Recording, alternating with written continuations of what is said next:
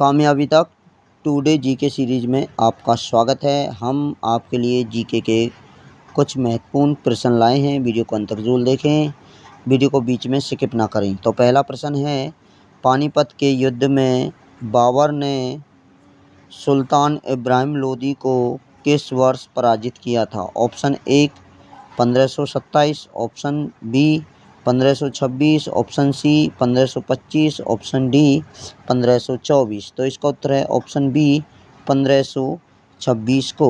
अब इसका पूर्ण विस्तार जान लेते हैं।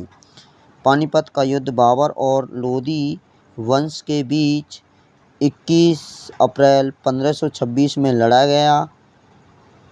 इसने भारत के मुगल सम्राट साम्राज्य की शुरुआत और दिल्ली सल्तनत के अंत को चिन्हित किया है।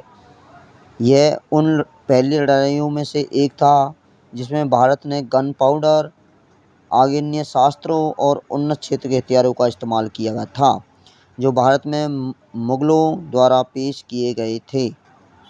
यह लड़ाई काबुलिस्तान के शासक बाबर और दिल्ली के सुल्तान इब्राहिम लोदी के बीच लड़ी गई और यह पानीपत के पास लड़ा गया था, जो वर्तमान में हरियाणा में स्थित है।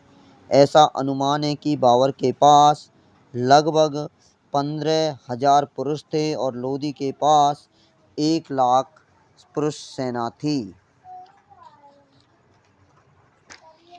ऐसा माना जाता है कि इस लड़ाई को जीतने के पीछे बाबर के पास जो बंदूकें थीं, क्योंकि इब्राहिम के पास ऐसा कोई हथियार नहीं थे, और बाबर की तोप की आवाज़ ने इब्राहिम की सेना के हथियारों को डरा दिया, जिससे हाथी पागल हो गए और अपने ही आदमियों को रौंद डाला। इस युद्ध का परिणाम इब्राहिम लोदी था और उसके 20,000 लोग मैदान पर मारे गए। बाबर ने नई भूमि प्राप्त की, जिसके परिणाम स्वरूप भारत में मुगल साम्राज्य की स्थापना की हुई थी। अगला प्रश्न है, मुगल काल के दौरान मदरसा जो मुस्लिम न्यायशास्त्र के शिक्षण में विशिष्ट था, यह स्थित था? Option 1 Lucknow, option 2 Delhi, option 3 Sialkot, option 4 Hyderabad. तो इसका उत्तर है ऑप्शन 1 लखनऊ। एक धार्मिक इस्लामी पाठशाला को मदरसे के रूप में जाना जाता है। भारत में मुगलों के आगमन ने इस्लामी शिक्षा में एक नया चरण चिन्हित किया।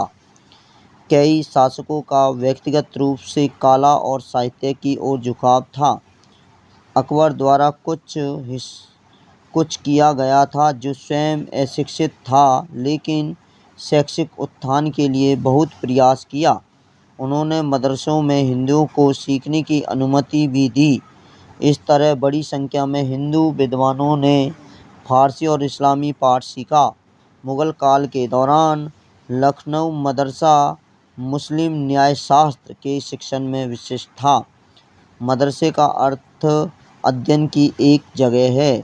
आमतौर पर मदरसों में गन्ना, व्याकरण, कविता, इतिहास और कुरान की शिक्षाओं और उसके पवित्र कानूनों के बारे में विभिन्न शिक्षक कार्यक्रम सार्वजनिक और निजी तौर पर आयोजित किए जाते हैं।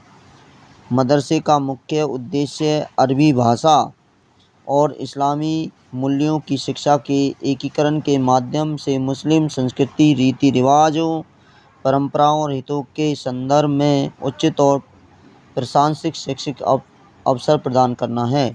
उच्च सत्र के अध्ययन में मदरसे और साहित्य विषय और अंगणित पढ़ाया जाता है। शाहजहाँ एक शिक्षित व्यक्ति था और उसके विद्वानों और शिक्षा के प्रसार को भी बढ़ावा दिया।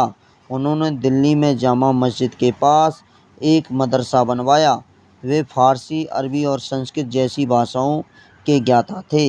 यदि ये वीडियो अच्छी लगी हो तो वीडियो को लाइक करें, शेयर करें और हमें कमेंट में ज़रूर बताएं वीडियो कैसी रही। कामयाबी तक यूट्यूब चैनल पर नए हैं तो जल्दी से सब्सक्राइब करें, बेल आइकन को ज़रूर दबा दें।